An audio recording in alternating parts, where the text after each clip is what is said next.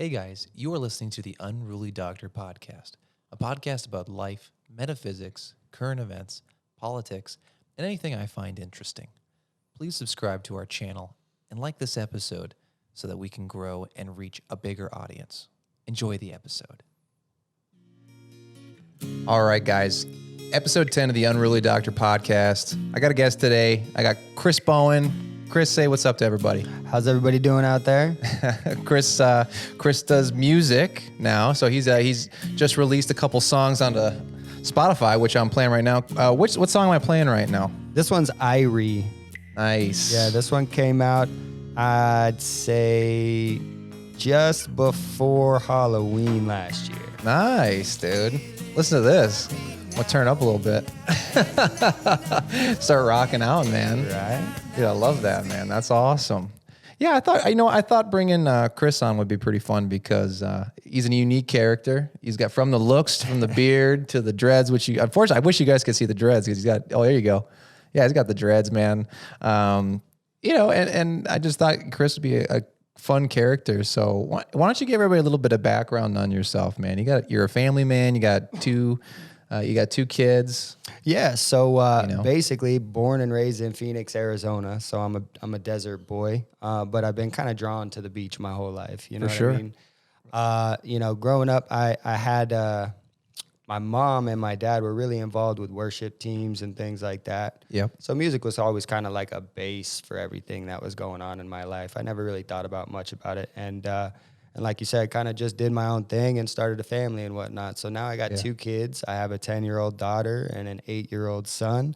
Awesome. And then my wife, we've been together now for 10 years almost. So we're just kind of rocking and rolling. And I don't know, a few years back, just decided to, really it was my wife more than anything, just pushing me with the whole, you need to just start recording music. You need to start singing and all that stuff because it's always been a passion, but I never thought I had it per se. You know what I mean? Yeah. So she started just kind of pushing me. And a couple years ago, I said, you know what, I'm going to start, seeing if I can write my own music. And it's kind of blossomed into this beautiful thing. And we'll just keep seeing where it's going. Yeah. And you know what? Chris's TikTok is growing at a rapid rate, dude. I'm jealous. I want my TikTok to grow. A little bit. Yeah, dude, it's going, dude. How many are you at now? I didn't even check in with you last week. It's a little over 3,000 followers. Damn, dude, this guy's quick. I'm sitting here, dude. I'm looking at mine. I'm like, damn it, this thing stays at 600 something every freaking day, dude. I can't get that sucker up. That's a fun little conversation we have. Yeah, dude. Every time Chris comes in, I said, son of a bitch, he's got like another 500 people on this damn thing. I can barely get 2. What the hell, man? My problem is finding the time to do it all, That's tough, dude, but you keep up on it. You got your kids on there. You got like fun family stuff. You know what I mean? Like stuff that's wholesome things that I think people are resonating with. And that's really like my biggest thing is I want the transparency in it all because it's all truly me and I don't want anything to be hidden per se. You know what I mean? It's all about, for me, the truth in general as far as how we speak to ourselves and the truths and then the truths to other people, So it's kind of one of those things where I put it all out there and you can see really what everything is about me and then you make the decisions, Yeah, dude. I mean, one of these times, dude, I'm going to post a picture of the Big Lebowski. I'm going to put, you know what I'm going to do? I'm going to do this just for your thumbnail, dude. I'm going to go look up the Big Lebowski, dude. I'm going to spend the time on Photoshop. I'm going to pull him out. I'm going to get a clip from this video and put you next to the Big Lebowski, dude. It's going to be I'm down. Dude, it's going to be good. You dude. requested the sweater. Hey, and I want to point this out. I'm going to zoom in on you now. This dude's got I swear to God, every time I see this sweatshirt, man, swear to God, that's like the Big Lebowski sweatshirt. Of course, if any early millennials are listening or watching, this on the internet, I'm sure they don't even know what the Big Lebowski. How old do we have to get, bro? Where people are like, they don't know what the Big Lebowski is. I don't. I know it's getting to that point. It's crazy nowadays. And the funny part is, and speaking of TikTok too, like me and Chris have been laughing about this for a while now, but neither of us really want to do the hokey, most popular TikTok stuff, man. Like every time I go on TikTok, man, it's like very hot women they're just, mouthing words to lyrics to bad songs, to bad music. Right. And I'm looking at the view counts. I'm like, dude, 2 3-4 million views, like all these likes, all these shares. Why? I don't get it, man. Boggles my brain. Honestly, for me, Crazy. And it's funny because I got a 10-year-old daughter, so she's all about she's all about TikTok stuff and the right? mouthing the words. So and she the wants dancing. to dance and all that, which is cool for that platform. What I think TikTok is becoming is a full across the board platform for anybody to be able to use. Right. Now that it's become so popularized and people like us are actually getting on it instead of just all the little kids, you know, and things like that. It's really integrating into more of a music podcast type of system as well, just like Instagram's become, you know. It's interesting because I feel like Instagram is dying as the TikTok is rising, dude. It's like a vampire just sucking up all the, you know, the last lifeblood that Instagram has. And pretty close. The only thing that I think separates them right now is Instagram. You can still have the personalized stuff, you know what I mean? Sure. And you can really focus different things on different areas versus just, it's always a reel, you know what I mean? Always trying to be funny. And I think honestly, we're trying to change that a little bit with music and things like that, bringing that into it instead of. The thing that I got over, I think specifically with like, the thing I'm really over with social media is a lot of the scripted stuff that's coming out now. Like everything is scripted, dude, from like lyrical things to like the dancey ones where you got like 4 women lined up in a row and they're doing this like like there's no more genuine Where's trueness. Or even the prank videos, like the prank that's so fake, dude. Like I'm watching one of them, I'm like, bro, this is not a real prank. Like she's pretending to sleep in bed like this, right? He's making all this noise, he's got a camera in your face, he's like throwing stuff onto the bed. You're telling me you're dead asleep, right? Dude, anyone who's ever dated a woman since the beginning of time knows that she can sense you from 5 miles away. You enter the front door downstairs of your house and she's waking up to the rustle. Yeah, who's here? Yeah, dude, that's what I'm saying. Like bullshit, bro. There's no freaking way, man. You know, and so I got over that aspect of it, and it's a weird dichotomy though, because I'm such a philosophical guy, and I think you are too. Where it's like, I don't want to have to use any of this stuff. Right. I don't want to use Facebook. I don't want to use Instagram. I don't want to use TikTok because I feel like it's melting the consciousness of like being a human. Yeah. But it reaches people. And that's the kicker Which kills in it me. all, you know, because I would much rather be sitting on the beach writing music versus trying to write it with a camera in front of me, you know, recording myself, stressing out about it. Maybe you should put Chris Bowen vibes on like a piece of paper and a bottle, dude, and just throw 10,000 bottles in the ocean. Right. See what happens. But the beauty of the platforms is how much people they reach. Well, that's what I'm saying, dude. You can reach people. So it's like, and we've had this conversation in depth about that sure. aspect of things where it's just like, it's an awkward avenue, but it's an avenue. And if we want to go ahead and give what we think is necessary to the world and all our pieces, you know, with what we want to offer, you know, I think that's a good place to get to. Now, I do think that helped me a lot in inner work because I had to get over those judgments and those little things before I could even put that camera in front of me, right? So even to the craziness of how I felt about it versus how I'm doing it now, I've actually done a lot of internal work, just figuring all that stuff out to be able to be cool with it. You know what I mean? And it's starting to thrive. So it's working out pretty well. Well, that's the thing. You got to be willing to handle the criticisms and the negative feedbacks, you know, because the thing is, man, it's like, it's going to always be typically, I think on most social media, you know, you're typically going to get probably 90% positive energy, you know, maybe more, maybe 95 but I'd say, dude, I've done a lot of social media for 3 years now. I'd say it's probably always 90%. You'll get about 10% somebody trying to just dump on you for something, rag on your looks, rag on something you said, rag on, I don't know. Just anything. They pick something, you know what I mean? So it's like, and then like this morning I was stressing too, because like we just integrated new software where now we can go back retroactively for years and text people and say, hey man, I haven't seen you in a year, man. Where you been, right? So we can do that. We did it this morning. We sent like 400 of those out. Oh dude, I've never been so nervous, you know, because you know what I mean? Because you're going to get probably a lot of positive. and you're going to get some negative. Right. And it's like, oh man, it's like you're almost opening the door to the negative by reaching out. How crazy is it that we as humans will focus on one negative aspect? That's what we do. Even though we've had 9 positives right before it. That's how it works though. You know, like when I'm treating people, for example, you know, I could have 98 out of 100, just awesome. I could be super happy about it. Everything's crushing, 98 out of 100, dude. And I'm never going to think about the 98. I'm always going to think about the 2. Right. And the 2 are the ones who are always going to be thinking about you. Exactly. 2, they don't forget you. The 2 aren't going to forget you. The 98 will. Yeah. You know, like it was, what made me chuckle this morning, I had one. It was so funny. This guy, he sent a message because he got one of the reactivation texts. And he texted back immediately. And, you know, that can be good or bad. So it was good. He was like, hey man, he's like, I'm so sorry we didn't update you. He's like, you did incredible things for me when you're here. We moved out of state. Oh, you know, nice. whatever. It was a good one, right? But it's interesting, you know, because I'm sure I got a couple others that are, you know, right now it's probably piling up. We don't know who. Tomorrow, Thursday, when Teresa and Sean come into work, Teresa's job tomorrow, she got this filter through probably 300 to 400 messages tomorrow. But I gotta feel bad. But I'm hoping some good stuff comes out of there, you know, too. And you know, but it is interesting, like you said, when you're putting yourself out there, and I think in terms of like my stuff and your stuff.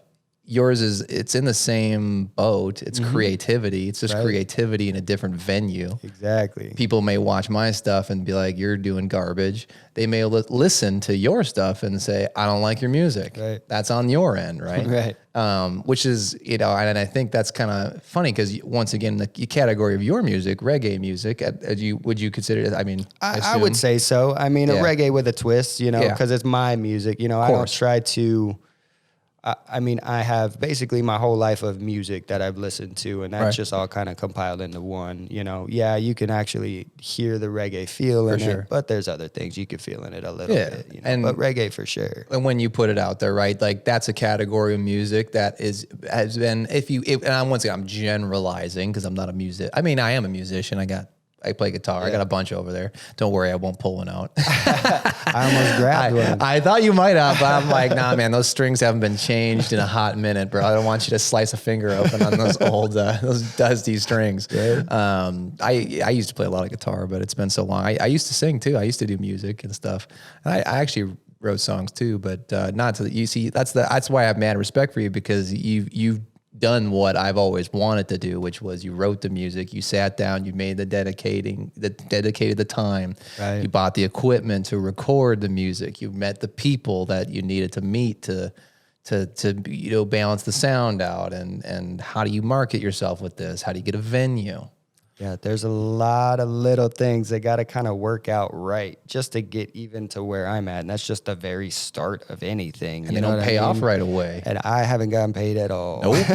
I'm looking at all. I was like, when Chris walked in, he was like, look at all I said. I said, you know, in my head, I'm like, Chris, you don't even realize what you're looking at is about $15,000. And it's never going to get paid back.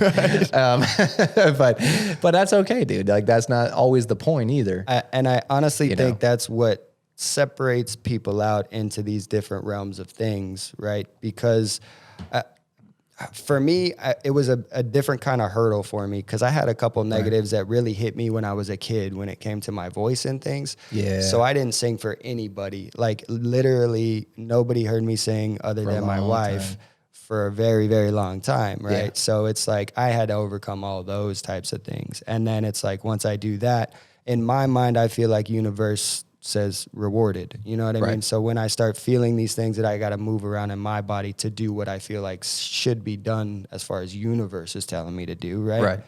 I just kind of go with it. So, you know, that pings and it hits. And then I got a buddy of mine happens to hit me up.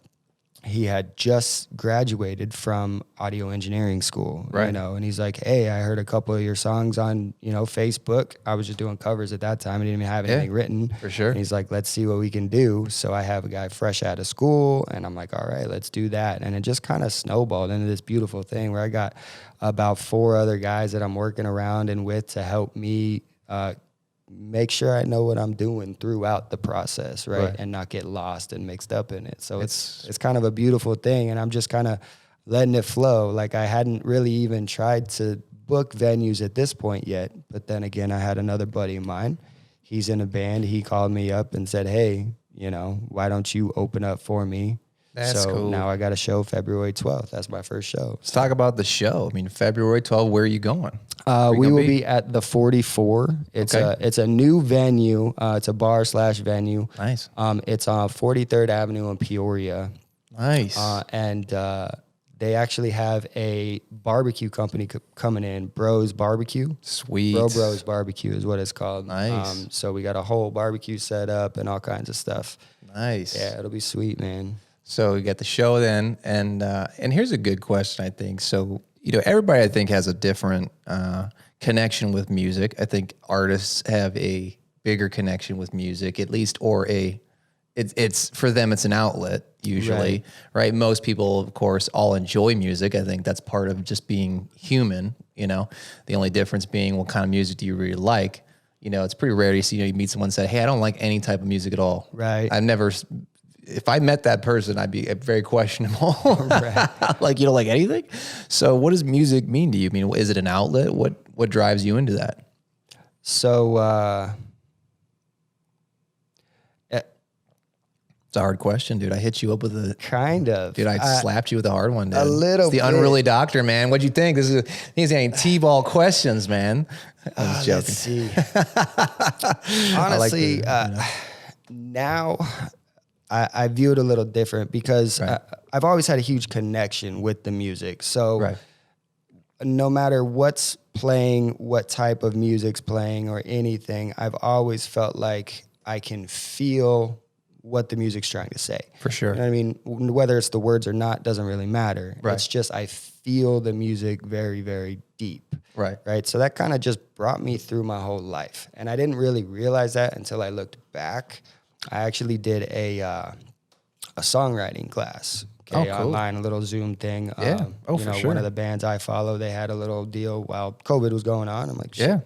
sign me up. How do you write a song? Right. So, but they asked you to look into what music meant for you, Right. and that specific point in time. And it was a really trying state. It was interesting because they were looking at it in like this, you know, get you excited about something. Yeah. And I kind of got a little depressed. Oh, because you were So, having... like, was it it the was- struggle of finding the answer for you? No, it was the first time that I realized that, and it wasn't necessarily a bad thing per se, Right. but it was the first time I realized that music was the one thing that kept me going in life. Right. So that was like that was the essence of no matter what is going on, music has always been that piece. Right. Right. So a drug of choice, essentially. Yeah. Right. So same kind of concept. So it gave me to that realization, and it was kind of harsh for me. You know, I wasn't expecting to have, I was like looking at, you know, having this old giddy experience, and then I got hit with, hey, here's a lesson for you. Old You know feelings. what I mean? Old Right. feelings, you know, like life before music. Exactly. So it was another one of those kind of pings from the universe. You know, this is what you're supposed to be doing. It's a core piece of who you are. I've been telling you this your whole life. You know what I mean? So it was a cool experience, but it was different than what I was expecting, which is always the best type, right? So Well, right. And I think it's interesting because that's definitely, I think, a common theme for artistry throughout the ages. You know, like looking at artists like, you know, Picasso's or people like that, right? A lot of them all in their writings talk about, you know, how the art is the way that they live through, like they would kill the, you talk about artists who kill themselves if they were not able to paint. right. Or, you know, how hard, you know, how deep they'll go to the far reaches of, you know, their consciousness, or, you know, the things that they'll do if they didn't have their art outlet. Right. I actually was thinking, you know, the other day, kind of about that actually, is something similar to that where, you know, and I know this is a weird reference that a lot of people haven't heard of, and you may not even heard of this reference either, because I didn't know that, you know, Hitler was actually apparently quite very passionate about art and painting. And one of the reasons they believe that he ended up being such an angry guy and kind of going the direction he went was because his father basically told him, you're not going to paint. Right. He basically shamed him, you know what I mean? Until he got to the point where it's like, he's not going to paint. You know, I don't know what his dad told him. I wasn't there. Right. But, you know, you can imagine it, right? Like when the parent is basically taking your life's passion and saying it's total garbage and you'll never make a living on it and don't pursue it and don't waste your time, get a real job, whatever. Right. You know, so a lot of people out there on a fringe level are really truly believe that that was actually the driving force behind why he went the way he went. And it does actually produce quite an interesting thought process about how different history may have been from just the simple act of if his father had been supportive of his artistry and he could have taken that, you know, and here's the thing, like, I'm a guy who looks at every person and you try to find all the good things about him. And yes, he went and did terrible things and it ended up going the wrong way, but it doesn't mean that he wasn't an intelligent genius. And you kind of have to look at the fact that the guy was somehow able to, unfortunately,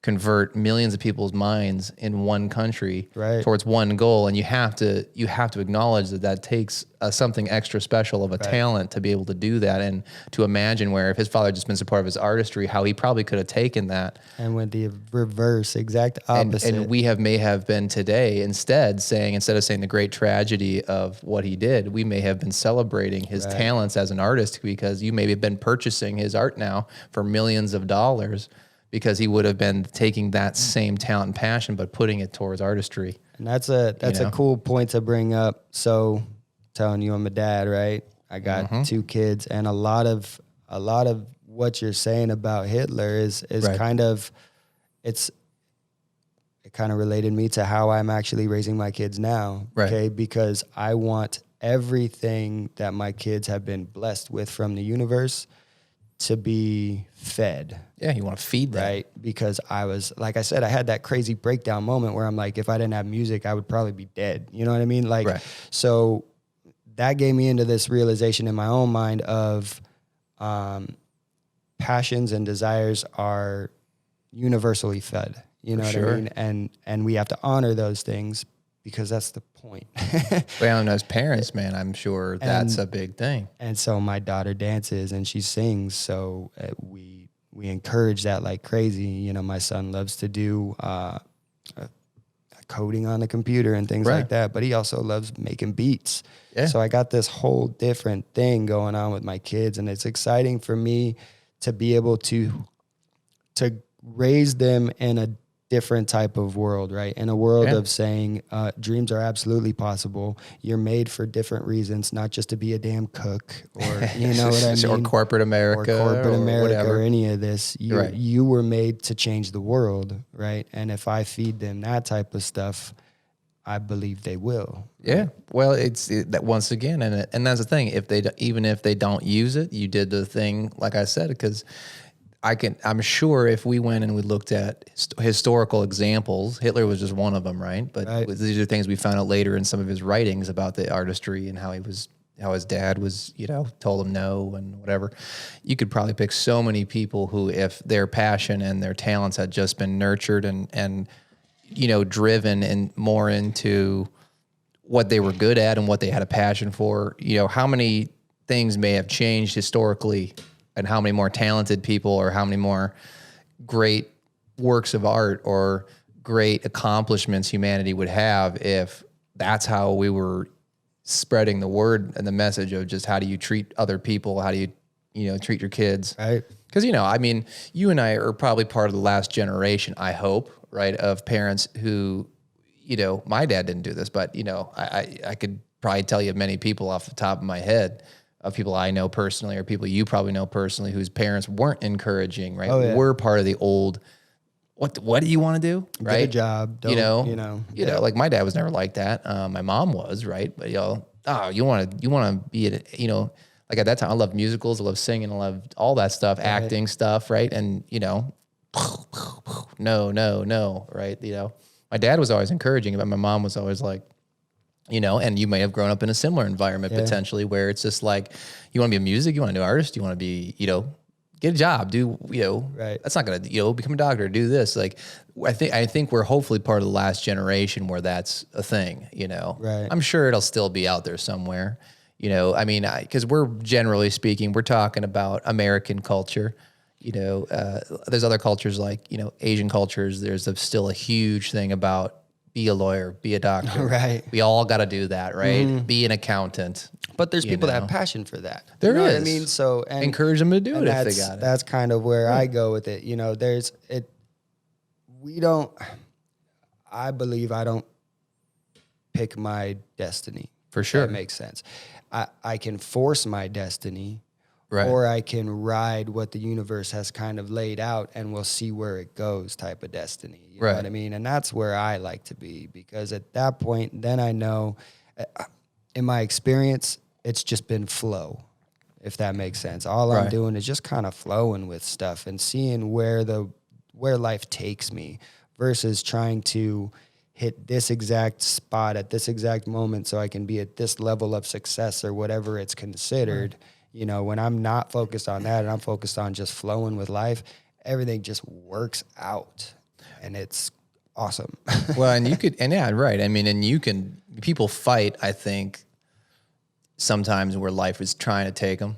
Right. Plenty of times, like my philosophy, I mean, and this is obviously a different, but similar philosophy, where I think before you incarnate into this life, you made a general plan for yourself of what did you want to accomplish and what were the major life events that were going to occur. Right. This is a personal thing, just from different books I've read, different near-death books I've read, all kinds of stuff, when people kind of got to take a peek into the inner workings of life a little bit. A lot of times they'll say how there's a council for each person. You get to talk to this council. They're kind of like your advisors, and you're kind of making your plan.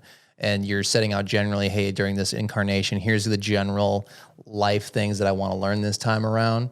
And it's interesting. We'll talk about it sometime, because it's some of the things people have reported seeing when they were dead, and like learning and hearing. They talk a lot about the pre-planning to the life, but where the pre-planning can go awry is you still have free will, and you forget what your plan that you created was when you come here. So then the plan can change quite a bit sometimes, because other people have free will, you have free will.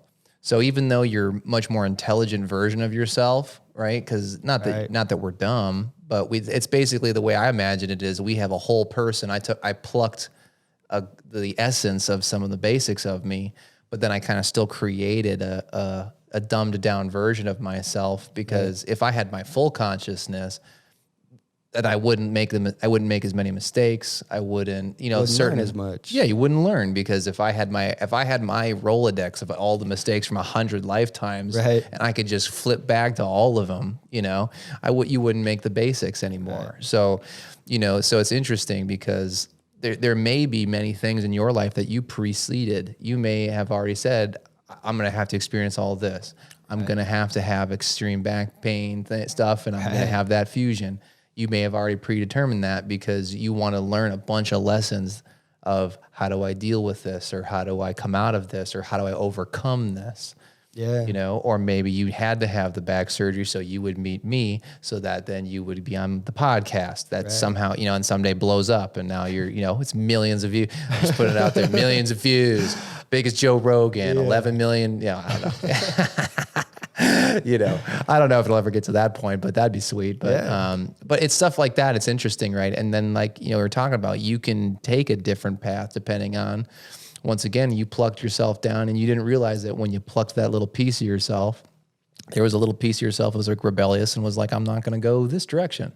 Yeah. Well, so a lot of what I'm doing right now in my personal journey is unlearning things that society taught me growing up, and what's supposed to be this and what's supposed to be that. Right. I've kind of reversed my role, and I'm trying to get all of the bad habits out.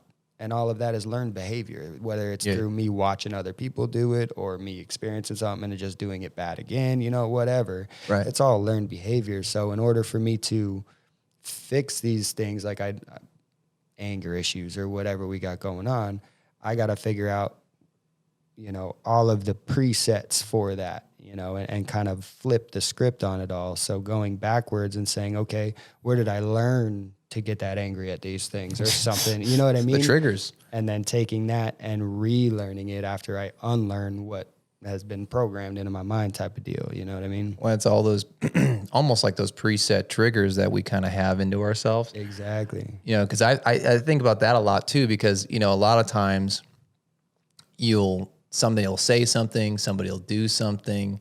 This is where kind of funny, because it almost does bring itself back into the conversation about putting yourself out there musically, social media, all that stuff, is it will point out some of these triggers to you. Right. Like when someone says something about me and I'm like very triggered by it. Right.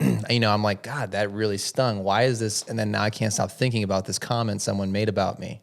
Why am I not letting that go? Exactly. That's when I've been hit with a lot, where it's like, you know, once again, the 90% good, but it's like when someone says one thing negative about me and I'm like, why am I focusing on what this guy just said? Why do I care? Yeah. Why should I care? And then I'm like, you know, now you're digging into your own psyche and you're like, what happened to me at some point where I was so focused on why other people, what do they think about me? Mm-hmm. Or why is this particular thing that someone may have said or done, or this action or this whatever, like it triggers something inside you. It's a loop of some kind. Exactly. Wondering where that comes from and then doing that little extra work to dig to the root.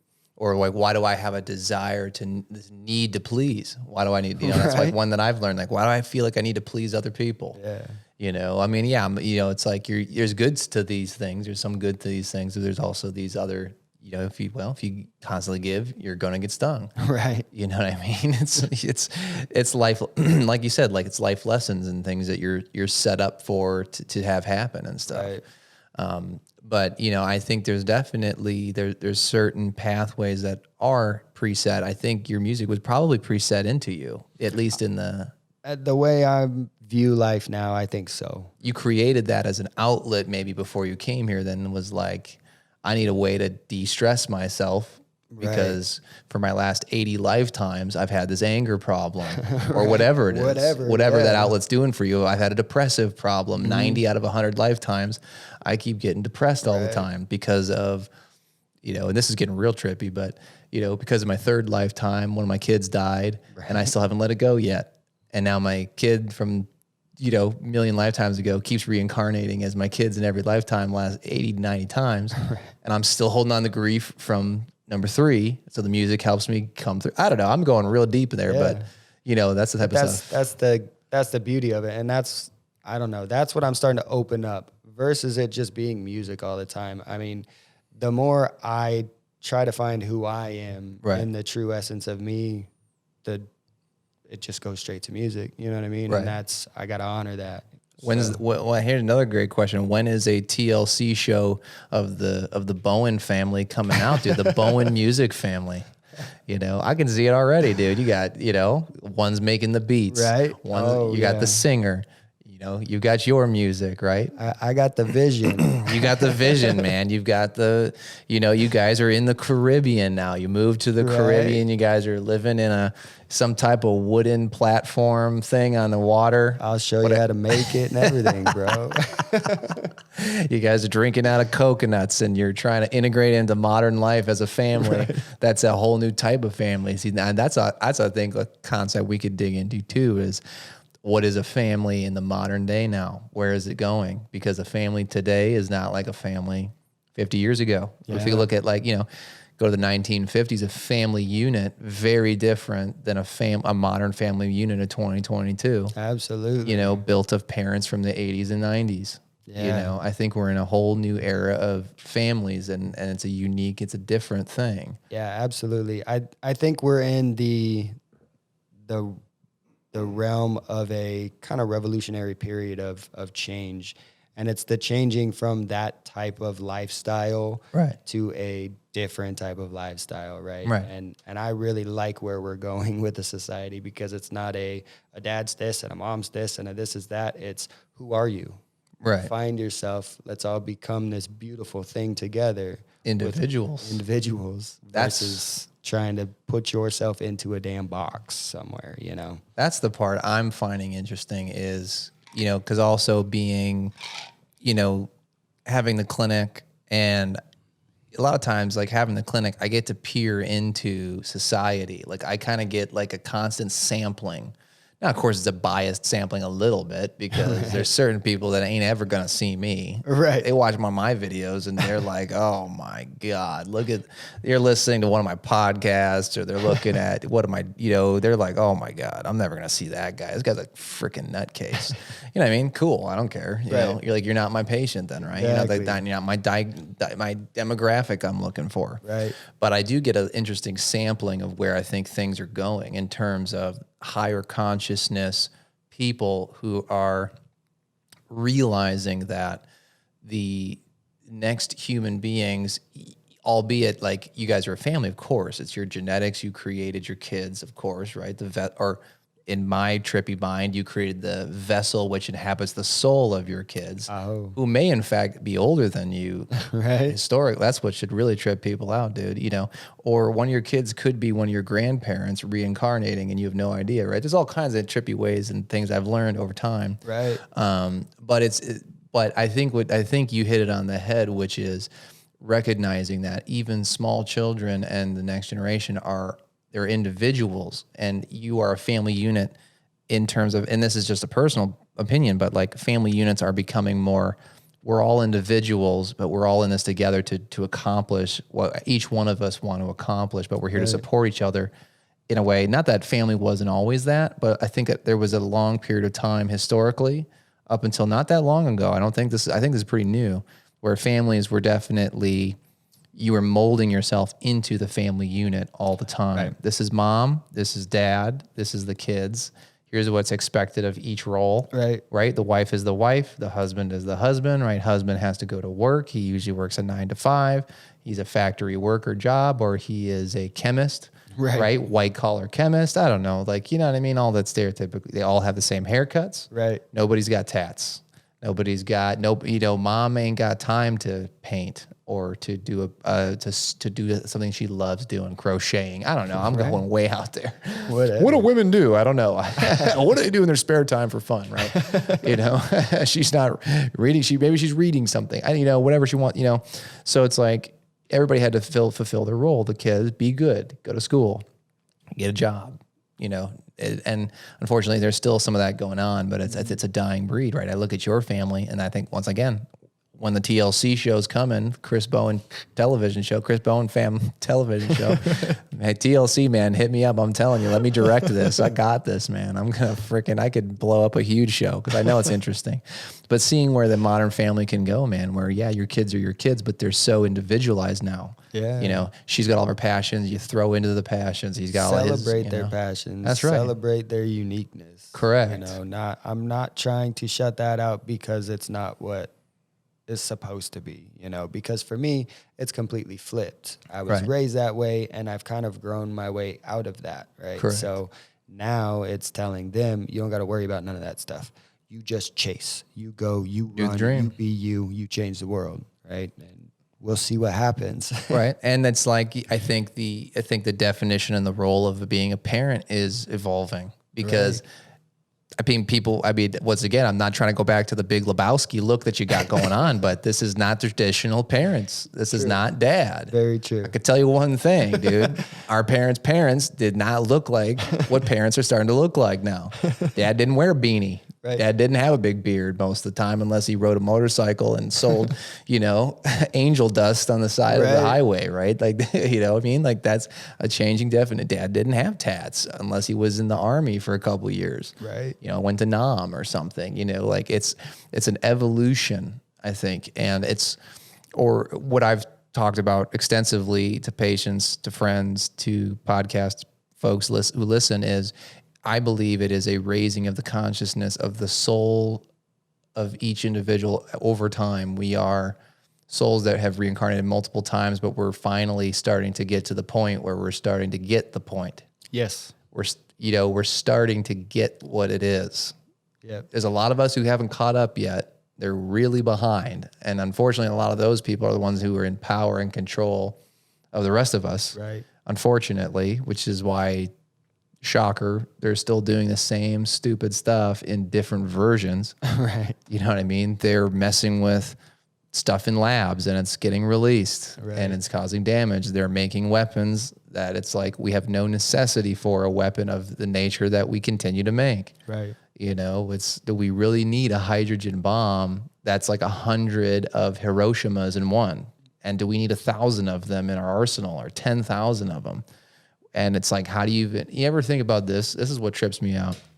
And it's one of those thoughts. It's one of those ones you don't want to think about all the time because then you'll develop like a panic disorder, probably, right? But do you think you look at like general population, like people you meet, and you're like, who can like run the maintenance program on like 10,000 nukes and make sure that not one of them is not going to accidentally kind of just, set off, and now you got 9,000 other ones in the same building? Where are they even stored? How do we store them? Who's checking in on those? That's a good question. How many times a roller coaster break down and kill people? I know, right? You know what I mean? And we got 10,000 nukes, and you're not telling me they're sitting somewhere probably underground, and you're telling me that they're all in perfect working condition and order. Not one of those is potentially like, getting close to a moment of accidentally setting off. I call bullshit. Right. You know what I mean? So it's like, what freaks me out is who's the maintenance man for those? Yeah. And who's watching those? And is he getting paid enough? Yeah. And who's guarding those? Right. You telling me that there's not a chance that somebody could walk in, take 2 of those bad boys, throw them in a briefcase somewhere, right, and sell them to someone else who might use them for bad, nefarious means?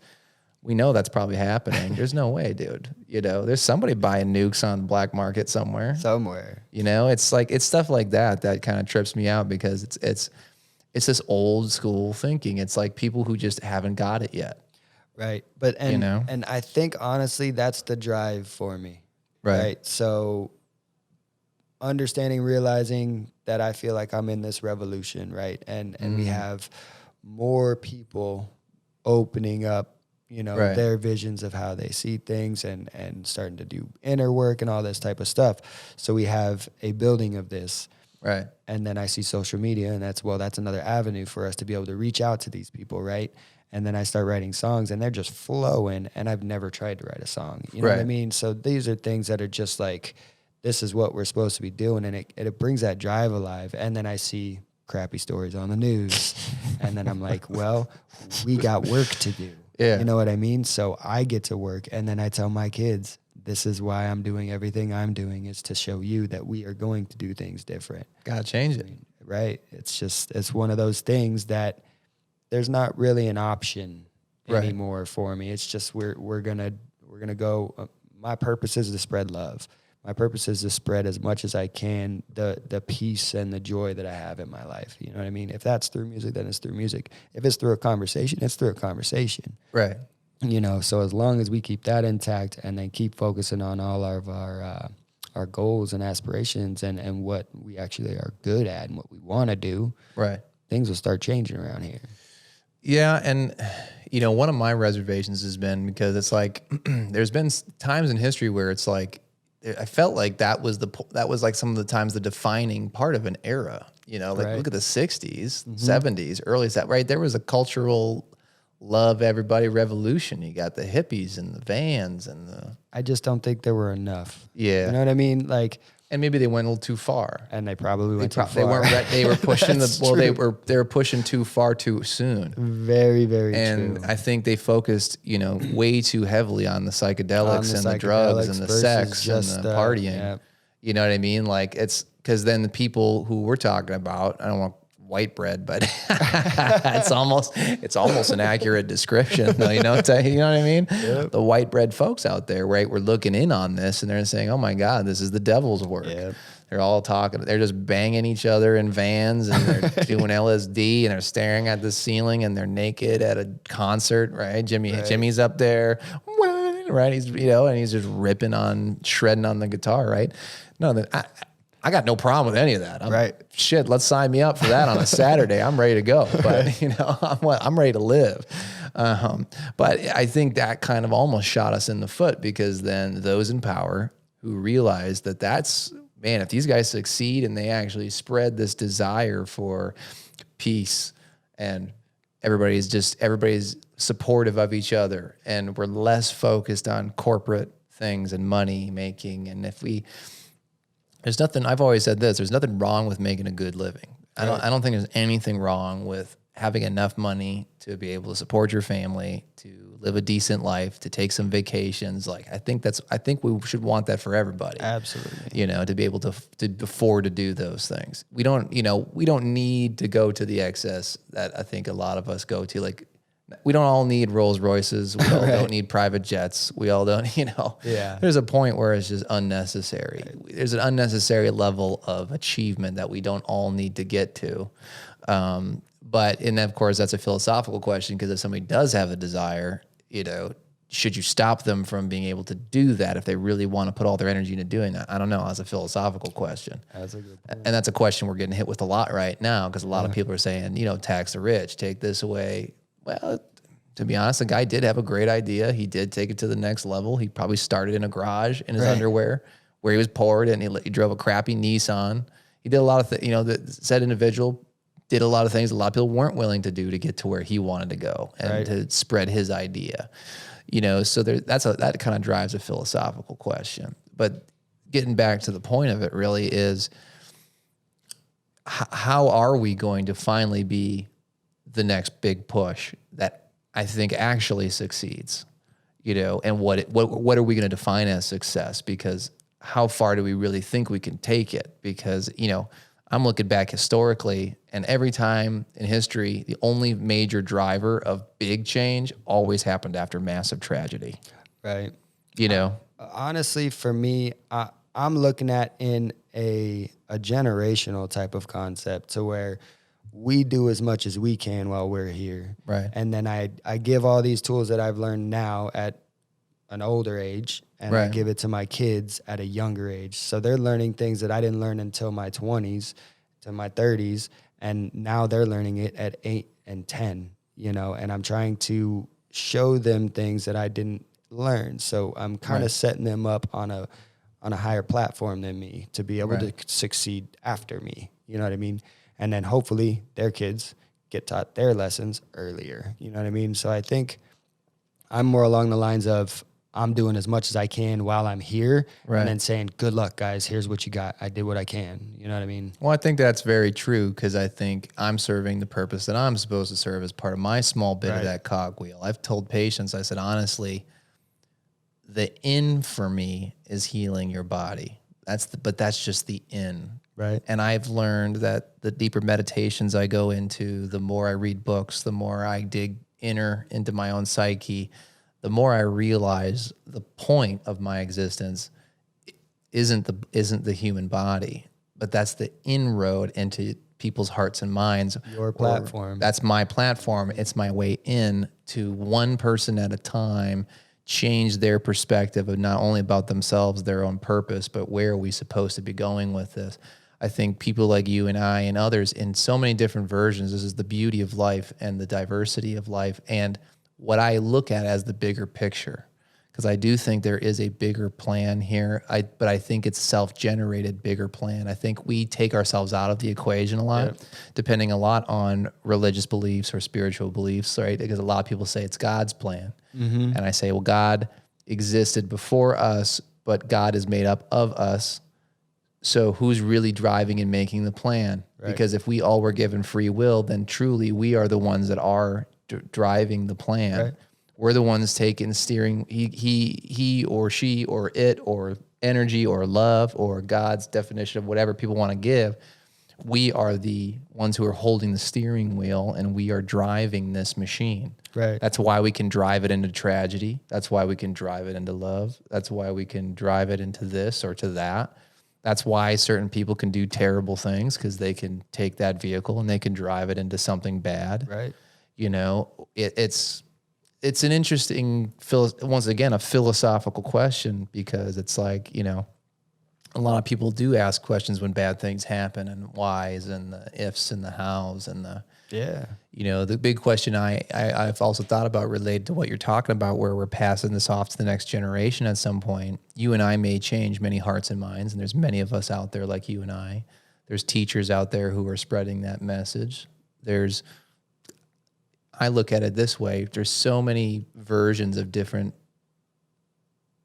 ways people show love and convert to higher consciousness, right? Maybe somebody buys you a coffee. You know, you're in line to get a coffee and somebody does the old pass it down the line thing where they say, hey, what's the next person? Right. Put it on my tab. You know, you just made an impact. You just changed this whole person's perspective, and it's a chain of events where, you know, that happened to this person, that made that person really think about a deep philosophical question where maybe they're questioning themselves and they say, why don't I ever do something like that for somebody else? Or maybe they were depressed and thinking about killing themselves, and that one little act you just did changed their perspective and said, I'm not going to kill myself today. Right. Now you got to question, was that God working through that person? Was that you who created that idea? Was that, there's so many questions you could ask, right. you know, in those moments. When your kid says something to you and it hits you hard, I got to imagine the moments where you're like, man, I'm not the teacher at this point. This kid's teaching me something like, when we talk about the big kids concepts and teacher and who teaches who. That's right. I will tell you, it's, you always hear about it, you know, when Parents say it. You know, parents say it all the time, Right. whatever. But I mean, for me, when I'm looking at my kids, I see what I have through them. Right. So it's like what characteristics I've given them and all of these different things. And the ones I don't like shine for me. Because you're like, Dan, you got that from me. Yeah. But at the same time, I'm still doing it, just not to the same scale. It's just an adult fashion. Right. So really, it's teaching me reflection. Now, the difference is if I'm willing to learn about it and I'm willing to change how I'm doing things. For sure. And I think the beauty in having the kids and seeing them in those states is I don't want them to have to experience lifetimes worth of anger or frustrations or any of these things, and they can learn these lessons earlier. So, I mean, even with my son, he's been getting little angry spurts and stuff, right? So I go up to him and I say, listen, we have this thing. It's in our blood. We can't do anything about it except for now we can start changing it for the future, right? So now we know we've got this deal and there's nothing we can do about it, right? But now so we got a little pact, you know? Yeah. We're going to make sure we're doing these things before we get angry and all that type of stuff, where I was never really taught that. It's just like, go in your room if you're going to scream and shout and whatever. You know punch a pillow. Right. Yell on a pillow. Right. Put you into karate and go hit somebody else, whatever. Yeah. You know what I mean? Football was mine. Dad goes and gets a couple drinks. Right. When Dad's angry, he goes drinking. Right. There's not good avenues, right? Right. Dad, if you're listening to this, I'm not talking about Dad. I'm not talking about my dad. I'm just saying examples. My dad would be horrified. Patrick, did you make people think I was an alcoholic? No, Dad. I'm not talking about you. I'm talking about general examples. I don't think my dad watches the show, but I'm 99% sure he doesn't watch the show. But it's interesting, that point you're talking about, right? It's like where, once again, I got the trippy thoughts, man. The reason they can teach you these deeper lessons is because sometimes they're just as old, if not older. Absolutely. But they're in a vessel that you created. That's a vessel in this plane that's 10 years old, 5 years old, 15 years old, 16 years, right? It's just a vehicle. It's just an early model. It's a new model. Right. But they probably drove 10 other vehicles, 20 other vehicles, 50 other vehicles. You might have a kid that's like 300 years old, 500, 2,000, 8,000 years old. You know what I mean? You don't know. Maybe they were an alien on planet Lactar somewhere. Right. But they looked at, you know, the future times, and they looked at the timeline and they said, okay, who's that guy? Chris. Okay, what's he going to do? What's he doing right now in his lifetime? Where's he going with it? What's his plan? Can I look at his plan? Oh, that's a good plan. See, and that's an interesting concept. So I'm saying, like, I'm picking my parents, and here's the thing: like, a lot of people who died and got to talk to their guides and stuff. Right. Their guides said, "Yeah, you chose." And then when you're dead, you actually start to remember a little bit. You re-tap into some of your old consciousness. And you're like, "Oh, that's right. I chose these parents. I chose an abusive parent because I wanted to learn." Because I tell my kids that you chose me. That's what I'm saying, and dude. that's right. the legit thing about it. And it's funny to think about it in the other concept, because I've always thought about it in the, you know, not necessarily new vessel, but newer than me. Yeah, you know what I mean? They got to be, because I'm the dad. You know what I mean? But that's a whole different. You may not even know, bro. Here's that thing, man. legit. You can listen to people who have near-death experiences, or like I've listened to a lot of hypnosis sessions where people get hypnotized to a deeper level and they can actually access a little bit of their full consciousness. And for the reasons why did they choose their parents, even the bad ones or quote unquote bad ones, you know. That's another whole conversation you can have where when you come here, you pick a role sometimes, and sometimes you pick the role of the villain in order to teach someone else something that they wanted to learn. And in another lifetime, they pick the role of the villain for you. Interesting. That's just another way to differently perceive trauma. Right. Because then you can heal from trauma by understanding I may have even chosen to experience that trauma. And trying to dig into your own psyche and say, why would I have chosen to perceive that and receive that trauma? But it's interesting because, like, yeah, that's a perfect thing you tell your kids. Hey, man, you chose me. Yeah. You know what I mean? Because what's the stereotypical thing kids say? I wish I didn't choose to be born. Yeah. No, you chose me, man. You chose me. Don't be bitching about how you chose these parents. You chose us. You know, I didn't choose you. Well, when you're dead, you'll know. Because you'll know and you'll say, shit, I did choose those guys. You know, but that's my son used to talk about baby not alive. Right. So like interesting things. He did remember some a little bit. So up to probably 4 years old, randomly. That's it, dude. He would just start talking about, this was like baby not alive. And we're like, what are you talking about? And we encouraged it. You know what I mean? Yep. Now he doesn't remember again. Right. He's 8. So it's been a little while. He's untapped from the. Right. So that's kind of where I put that whole programming, has kind of erased all that and made it to where, okay, now you got to start figuring it out again. You know what I mean? He already knew in another lifetime.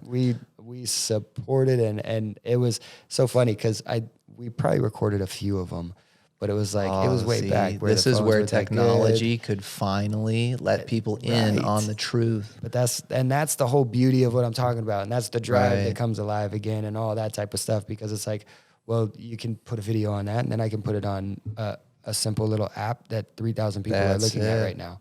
You know what I mean? And that's super cool for me to be able to just, whether or not they want to receive it or not isn't my job. Correct. My job is to just put it out there, right? And I've accepted that job now, so we'll see what happens. Well, see, that's hitting on it, because that's how you do it. Because now with technology, you can record a moment that 100 years ago, if it would have happened, you could have never recorded. And with the ability to save everything, historical moments, points in time, as much as I don't like Facebook, things as much as I like Facebook, it says, hey, you remember a year ago when you took this picture? I'm like, or you said this? I'm like, I don't even remember saying that. I know, right? I've been actually ashamed of myself. Like, you know, like, cause it sends me some stuff I said in college and stuff. I'm like, oh my God, what a low consciousness douche I was, you know, like saying all this. I'm like, I wrote that. Right. Like, it's amazing how you can actually look back at who you were and who you are. And you're like, God, who was I? Right. Cause I was like reading my own messages, like what I wrote on Facebook statuses or something like from a decade ago. And I was like, dude, you had issues, honestly. Like, why would you write that? That's really bizarre, or really like, it's really, I don't mean anyway, but it's, you know, you're right. Like, that's how we can start to prove it. And it's interesting that you said 4 years old, because on average, if you read these books, I'll have to send you a couple of the titles. They say between the ages of 1 and 6 is when they are still close enough to when they were dead, quote unquote, from their previous lifetimes, that they can still remember and tap into some of those old memories sometimes. Or why, like, babies and stuff can see dead people sometimes, right? Or 2-year-olds will say, hey, grandma's here. What? Yeah. And see, back in the day, these are things that were discouraged. Yeah. Oh, dude, my kid's crazy. They said they saw grandma. Your kid's seeing grandma, dude. Yeah. Just encourage it. Like you said, if you encourage it and say, oh, grandma's here, what's grandma saying?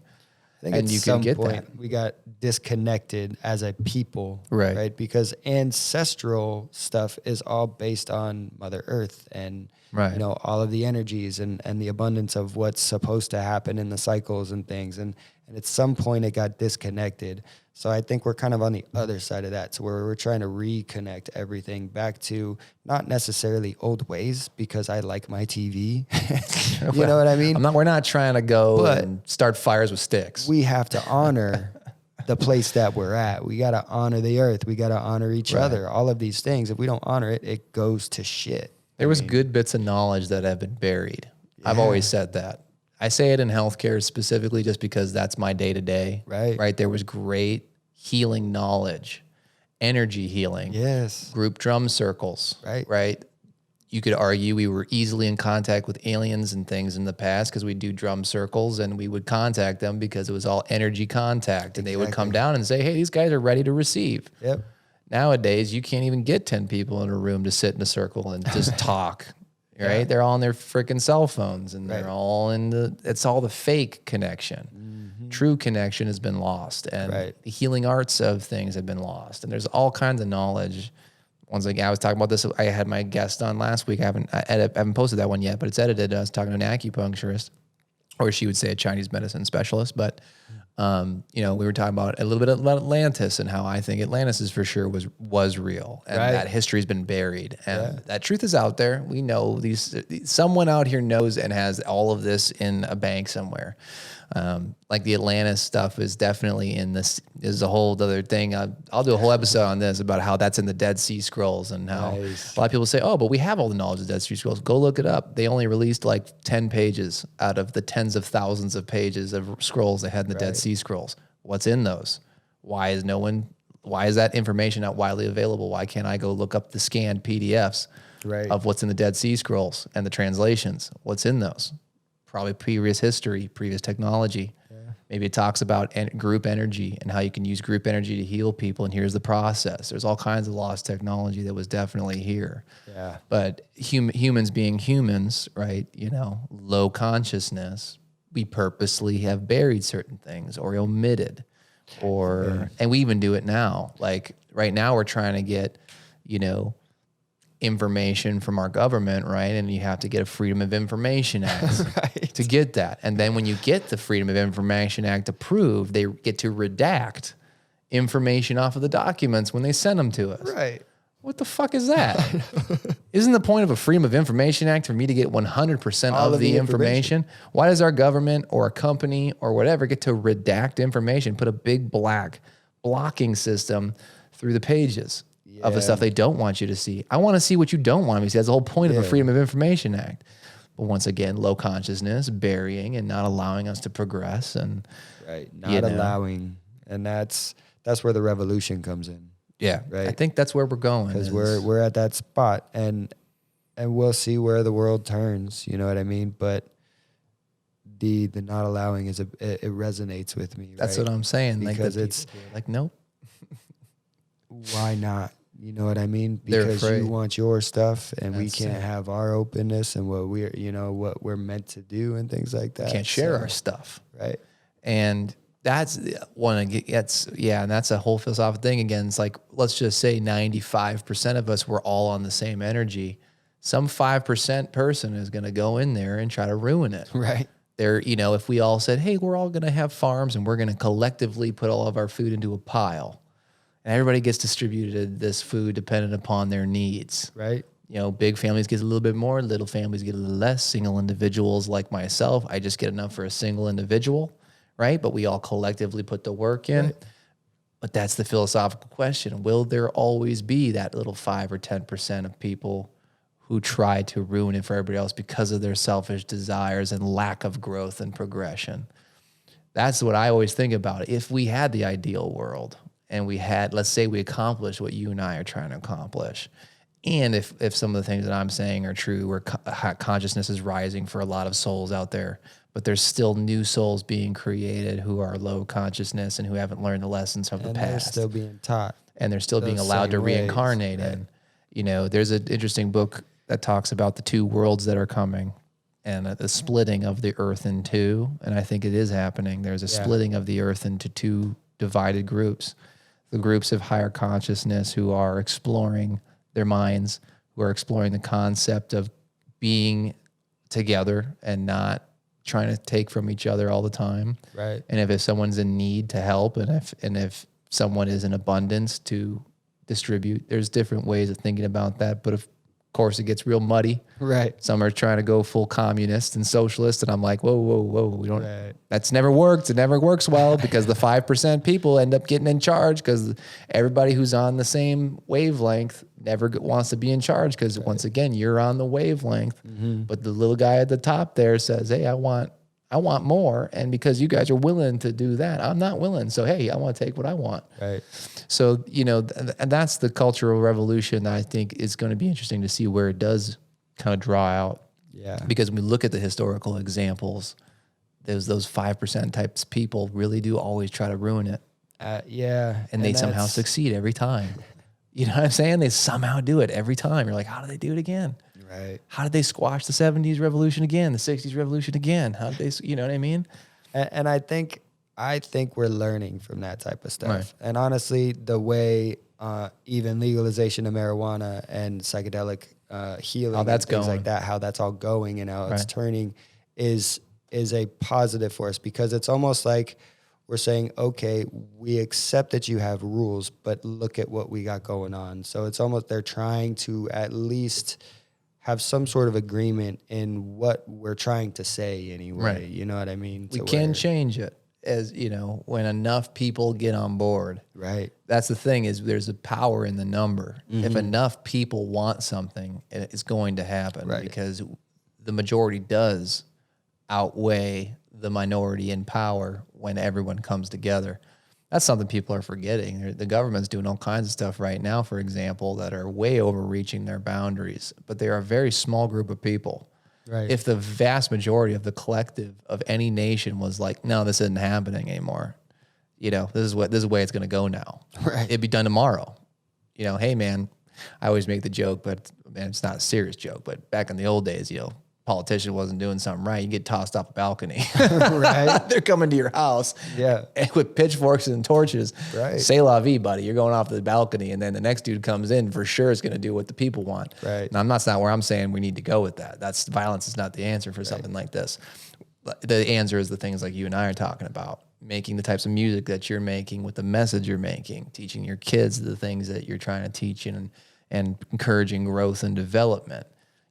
People like me trying to teach them about, there's been ancient knowledge that's been lost, and I'm trying to heal it. I want you to think about something differently, and I want you to change your words from negative to positive, because that poisons your mind and it poisons somebody else. All these things. Yeah, just planting all those little seeds, Right. like you were talking about with the Starbucks drink or whatever. The guy buying the thing for someone else. Just a smile. That's I right. mean, a little hard with masks on all the time around, but Don't even get me started on the diapers, bro.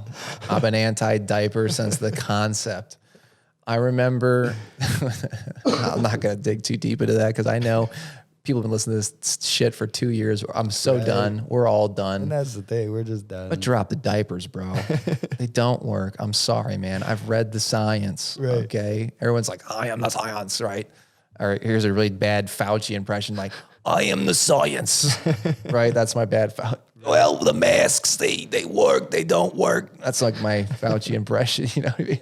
Well, we got one mask, but that's good. But the two masks, where's the study, bro? Right. Give me the study. Let me read it. Well, the cloth masks, they stop the saliva, but not the particulate matter. Bro, we got the science now, bro. They don't work. Right. That N95 one works a little bit. If you're going to pick one, pick that one. But then at the same time, you can't breathe. You're breathing in mold spores and bacteria and viruses that from your own body. You're re-inhaling things your body's trying to get out. I mean, I can go on and on and on, man, just about being somebody actually in healthcare and telling people, look, brother, the things you were told are crazy. Right. It ain't about what you think it's about. And, when you're a chess, I'm not a chess player, but I like to imagine if you can see the 10 steps ahead that someone's trying to lead you into, that's the thing. That's part of what yours and my job is trying to wake people up and say, look, man, here's where this is going. Yeah. And there's a lot of people, unfortunately, who just the way they're wired, they aren't able to see ahead. They see tomorrow. They see today. We have conversations, me and my wife, about different people and different souls aren't necessarily meant to get to that elevation at this lifetime yet either. Right. You know what I mean? So that's to kind of bring it back around to what we were talking about with the other side and the 5%ers and things. Correct. I really think that's always going to be a thing. Yeah. Right. I think we can drastically reduce it for sure. But I think there's always going to be those few types of people just because of the sense of we're all in different time frames, right? sure. So if somebody's not even ready to raise their consciousness, there's no way I'm going to be able to get in, or you're going to be able to get in, or you know what I mean? So it's like, That's it. then there goes that lifetime, right? So hopefully next time, you know what I mean? And that's why I talk about it in the generational type of concept, where it's like, just keep prepping these children and these wonderful human beings that we're bringing into this world. Right. Prep them for saying, listen, we're bringing you into this earth, and she needs your help just as much as you need her help, right? For sure, dude. And then all of the dreams and aspirations and all that type of stuff. I'm going to play your song here for me because I just got the beep saying my cameras are about to die, and we're hitting 100, almost an hour and 10 minutes, dude, which is the perfect way to hit. It goes by quick, dude. Yeah, that's good. I can see how Joe Rogan can successfully do 3.5 hours. So I'm going to pull this one up. So remind everybody once again, man, remind them about the venue, remind them about the day. How do they get tickets? Is there tickets for sale? Can they just show up? How's that working? Tickets at the door, $10 at the door. It's at the 44. It's on 44th Avenue in Peoria, in Phoenix. Okay.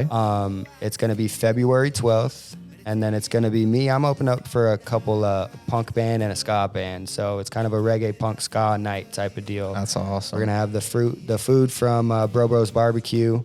Nice. It's going to be a great time. And like I said, it's my first show, so it's going to be great. That's going to be exciting, guys. So if you like this episode, man, for the love of God, like and subscribe to some of my shit, okay?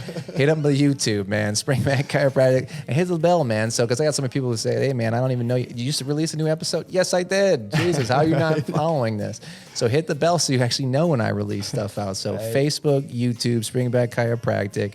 I'm on Spotify just like Chris, so I'm at the Unruly Doctor on Spotify. Chris is on Spotify at Chris Bowen Vibes. That's it. So he's got 2 songs on there. You're listening to Irie. Am I remembering it right now? Yes, Irie. You're listening to Irie. I got right now. Change Our Ways on there as my latest release. And you got Change Our Ways. So right now, listen to Irie. So thanks so much, guys. Episode 10. Make sure you hit us up. Awesome, guys.